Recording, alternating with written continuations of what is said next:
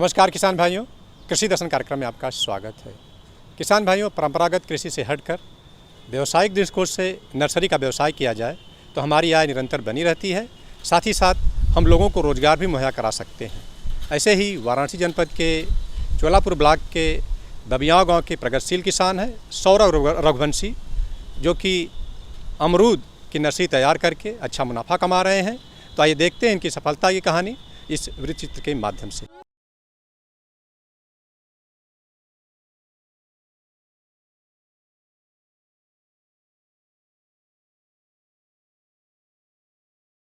देश के ग्रामीण क्षेत्रों में पारंपरिक खेती या बागवानी आय का मुख्य स्रोत है।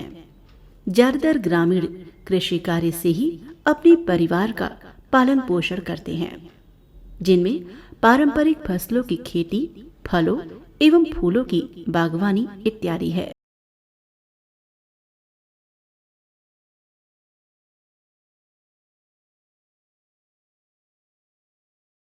वर्तमान समय में बागवानी और पारंपरिक खेती में लाभ कम होने के कारण ज्यादातर किसान निराश एवं परेशान हैं। कुछ किसान अपनी आर्थिक स्थिति को सुदृढ़ करने के लिए नित्य नए प्रयोग कर रहे हैं और नए प्रयोग एवं तकनीकों से लाभ कमा रहे हैं। ऐसे ही एक प्रगतिशील किसान है वाराणसी के चोलापुर ब्लॉक के ग्राम बबियाव निवासी सौरभ रघुवंशी, जो कि विगत 12 वर्षों से अमरूद की बागवानी कर रहे हैं। लेकिन अमरूद की बागवानी में अधिक लाभ न मिलने के कारण इन्होंने अमरूद की नर्सरी बनाकर बेचने का काम शुरू किया।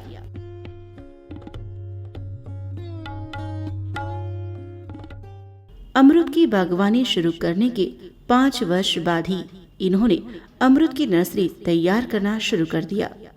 वर्तमान में ये अमरूद की नर्सरी से लाभ कमाकर सफल कृषक के रूप में उभरे हैं। अमरूद का बाग जो है हमारे पास करीब 12 वर्षों से था। उसके बाद मैं 5 वर्षों के बाद सोचा कि जो है नर्सरी का काम शुरू किया जाए। तो 5 वर्षों से मैं नर्सरी तैयार कर रहा हूँ और लगभग सभी वैरायटी भारत की जो है हमारे पास उपलब्ध है। मैं सभी वैरायटियों को खोज के लाके अपने बाग में लगाया और उसके बाद उससे जो है ग्राफ्टिंग विधि से कलम तैयार करके अपने किसान भाइयों को उपलब्ध कराने का काम करता हूँ।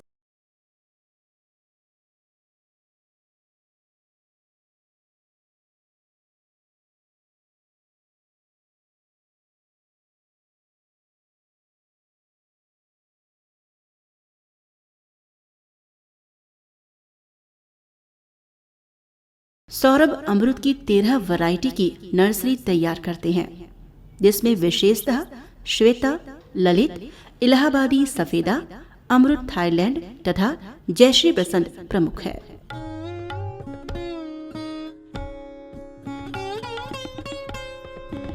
ये वेजक्राफ्ट विधि से अमरूद की नर्सरी तैयार करते हैं। नर्सरी तैयार करने के लिए इन्होंने अपने खेत में पाली हाउस बना रखा है।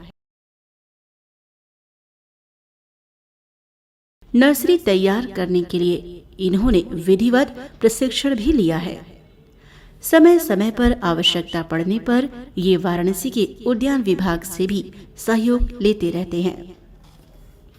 ये नर्सरी के लिए मातृ वृक्ष का चयन भी सावधानी से करते हैं, क्योंकि यदि मातृ वृक्ष सही नहीं रहेगा तो जिस प्रजाति की हम नर्सरी बनाना चाहेंगे वो सही नहीं बनेगा। वेजक्राफ्ट विधि से तैयार नर्सरी से मातृ वृक्ष का ही फल मिलता है, इसलिए मातृ वृक्ष का सही चयन आवश्यक है। वेजक्राफ्ट विधि से तैयार करने से फ़ायदा जो है होता है कि जिस तरीके का हमारा मातृ वृक्ष अमरूद का होता है वो चयन करके हम जो है कलम तैयार करते हैं, तो उससे जो है उस मातृ वृक्ष के तरीके का ही जो है फल निकलता है।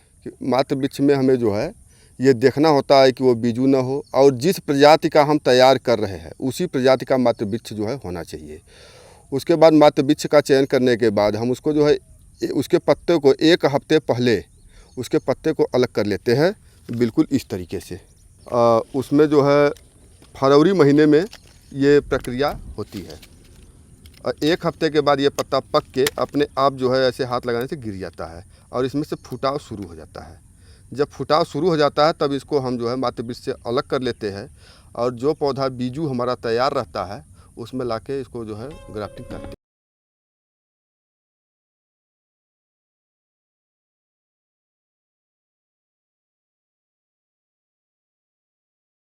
नर्सरी तैयार करने के लिए ये सबसे पहले देशी पौधों का बीज निकालकर उसे अपने पॉली हाउस में डाल देते हैं।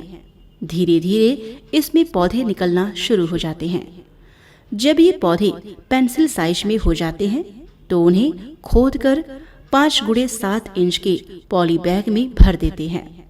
पॉली बैग में भरते समय ये मिट्टी में गोबर की खाद तथा संस्तुत दवा का मिश्रण भी करते हैं।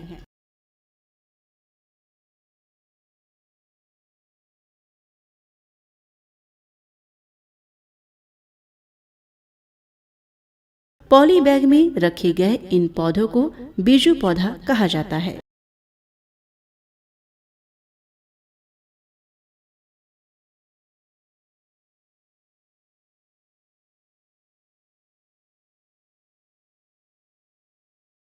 वेज ग्राफ्टिंग का सारा काम ये पॉली हाउस के अंदर ही करते हैं, क्योंकि पॉली हाउस में तैयार पौधों को कीड़े मकोड़ों का खतरा नहीं रहता। फिर भी नेट के किसी हिस्से से कोई कीड़ा घुसकर नर्सरी को नुकसान करे, इसके बचाव के लिए 15 दिन के अंतराल पर नीम ऑयल का छिड़काव कर देते हैं। नेट हाउस में काम करने से सिंचाई की भी आवश्यकता कम पड़ती है। पॉली हाउस में 50% कम धूप पड़ता है, जिससे पौधों में नमी बनी रहती है। फिर भी आवश्यकता पड़ने पर ये 15 दिनों में सिंचाई कर देते हैं। मैं अपने यहाँ नेट हाउस में ही जो है ग्राफ्टिंग करता हूँ। तो नेट हाउस में करने से जो है हमको काफ़ी लाभ होता है और इसमें नेट हाउस से धूप जो है 50% तक कम हो जाता है। और नेट हाउस अगर बंद रहता है तो इसमें कीड़े मकोड़े नहीं आते हैं और हमारा कीड़े का जो छिड़काव का खर्च होता है, कीटनाशक का खर्च होता है, ये पूरा का पूरा हमारा बच जाता है। और इसमें पौधे सक्सेस जो है काफ़ी होते हैं, सफल होते हैं। अगर हम पौधा नेट हाउस में रखें तो सिंचाई की भी आवश्यकता कम होती है। हफ्ते में एक बार हल्की सिंचाई जो है कर दिया जाता है।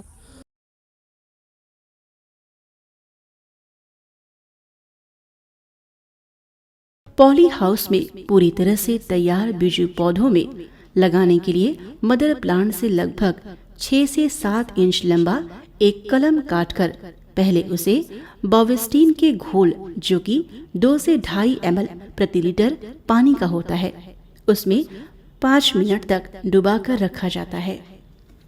तत्पश्चात इस कलम को छाया में सुखाते हैं।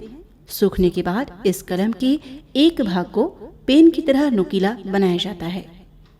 इसके बाद बीजू पौधों में 6 इंच का चीरा लगाया जाता है और कलम के नुकीले भाग को चीरा लगे बीजू पौधों में डालकर उसे प्लास्टिक पन्नी से इस प्रकार बांधते हैं कि उसमें बाहरी हवा न लगे।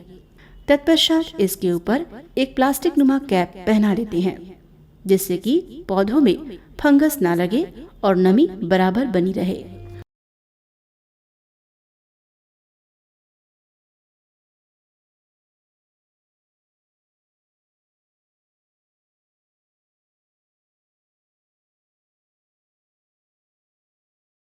इस तरह वेज क्राफ्ट विधि से तैयार इन पौधों में 15 से 20 दिन बाद फुटाव शुरू हो जाता है और 2 महीने बाद ये पौधा प्रयोग के लिए तैयार हो जाता है।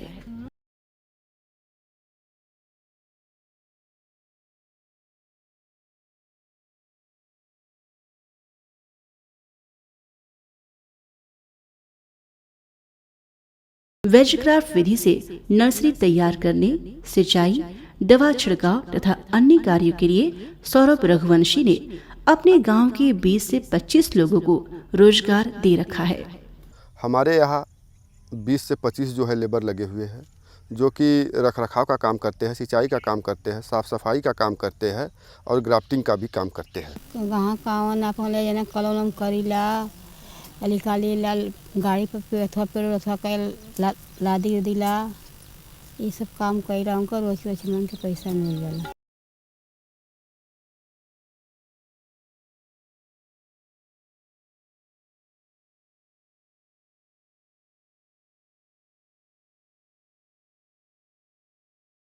सभी लोगों की सहायता तथा अपने तकनीकी अनुभव से सौरभ एक वर्ष में 1 से 1.5 लाख पौधा तैयार कर देश के 11 से 12 प्रदेशों में भेजते हैं। आज इनके पौधों की मांग हर राज्य में बनी हुई है।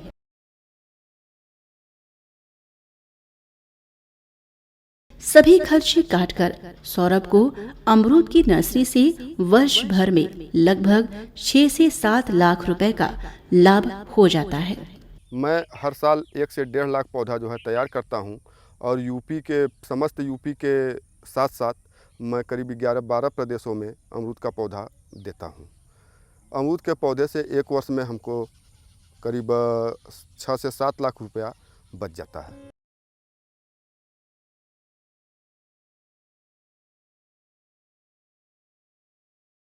सौरभ की सफलता इस बात को साबित करती है कि यदि सही तकनीकी प्रशिक्षण प्राप्त करके कृषि के अन्य घटकों में हाथ आजमाया जाए तो निश्चित ही सफलता प्राप्त की जा सकती है।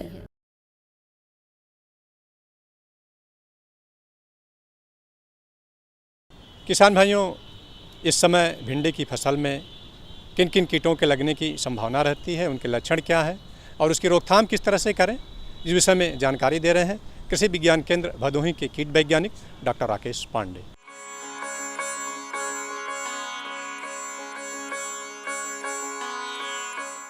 डॉक्टर साहब, इस समय भिंडी की फसल में कौन कौन से कीट लगते हैं तथा उनके लक्षण क्या हैं?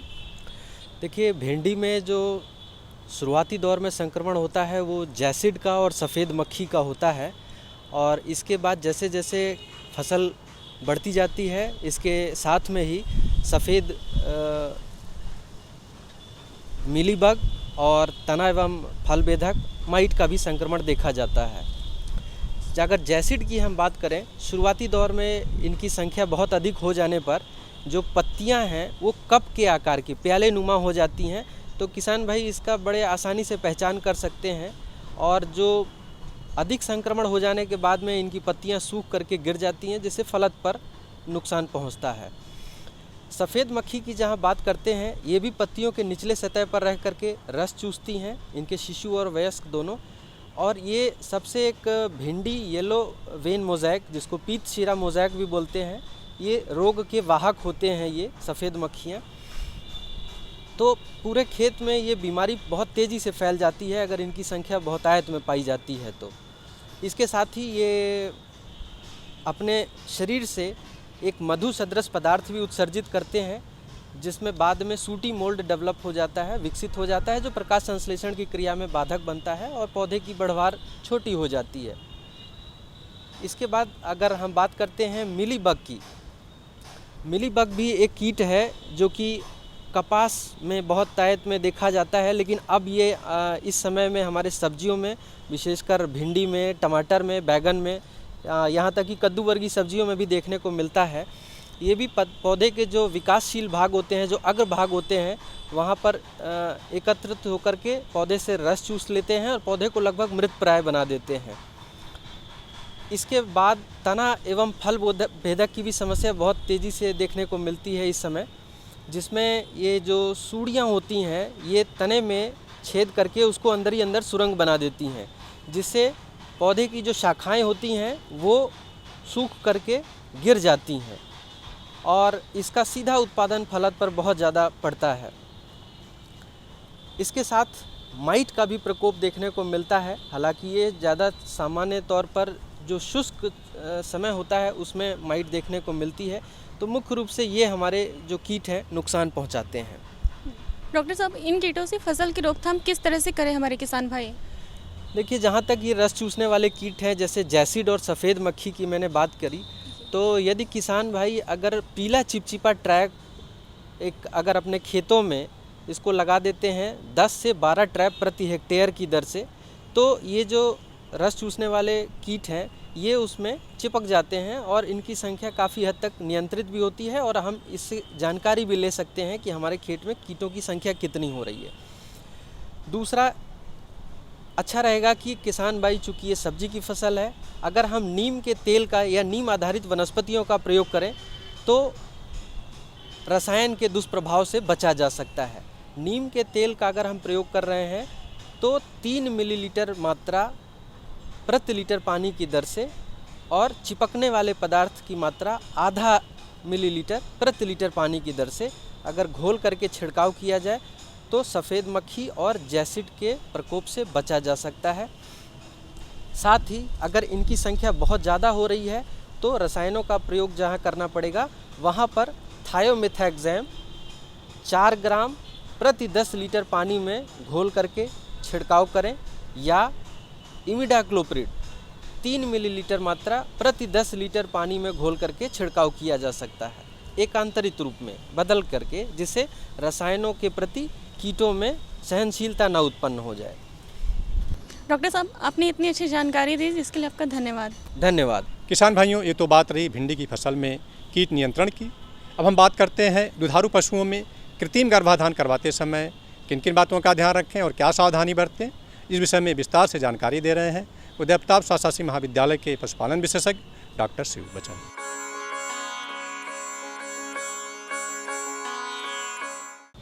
डॉक्टर साहब, कृत्रिम गर्भाधान है क्या? कृत्रिम गर्भाधान जैसे दुधारू पशु है, जो गाय या भैंस है, जब गर्मी में आती है तो उसको कृत्रिम तरीके से गर्भधारण कराना ही कृत्रिम गर्भाधान होता है। स्ट्रेस वाली कंडीशन में उस समय गाय का जो गर्भ होने का पीरियड 21 से 24 घंटे तक हो जाता है। 24 घंटे के बीच में यदि हम उसका गर्भाधान कृत्रिम ढंग से कराते हैं तो 97.57% चांस रहते हैं कि वो गर्भधारण कर लेती है। इसके साथ साथ यह ध्यान देते हैं कि जो हमारी गाय की नस्ल है वह किस तरह की नस्ल की गाय है और वो जिससे हम गर्भधारण कराते हैं जिस सीमन से, उसका सीमन उसी नस्ल से है कि अलग है या उससे भारी नस्ल की है। जिस समय हम गर्भधारण कराते हैं तो सीमन का जो टेम्परेचर 6.9 होना चाहिए और एक बार में गर्भधारण कराते समय 0.2 से लेकर के और 0.5 तक सीमन होना चाहिए। तो ये तो हुई सावधानी। डॉक्टर साहब, ये बताइए कि कृत्रिम गर्भाधान करवाने मतलब कहाँ करवाना चाहिए, ये भी ध्यान दें। और दूसरी बात ये बताइए कि करवाते के बाद, कृत्रिम गर्भाधान करवाने के बाद क्या क्या सावधानी बरतें हमारे पशुपालक बंधु? कृत्रिम गर्भाधान कराने के लिए तो वैसे हर ब्लॉक सेंटर पे कृत्रिम गर्भाधान सेंटर होते हैं। वैसे भारतीय एग्रो इंडस्ट्रियल फेडरेशन के तहत ट्रेंड किए हुए भी हर ब्लॉक में ट्रेनर रहते हैं। उनको सूचना मिलने पर वो आपके घर आ जाएंगे और आ जाने के बाद वो पूछते हैं कि आपकी गाय या भैंस कब गर्म हुई, उसके अनुसार वो कृत्रिम गर्भाधान कराते हैं और ट्रेनर से कृत्रिम गर्भाधान कराना चाहिए। तो डॉक्टर साहब, आपने हमें कृत्रिम गर्भाधान के बारे में इतनी सारी जानकारियाँ दी जिसके लिए आपका बहुत बहुत धन्यवाद। जी धन्यवाद। किसान भाइयों, इसी के साथ हमारा आज का एपिसोड यहीं संपन्न होता है। अगले एपिसोड में हम फिर मिलेंगे कुछ नई और महत्वपूर्ण जानकारियों के साथ। तब तक के लिए अनुमति दीजिए। नमस्कार।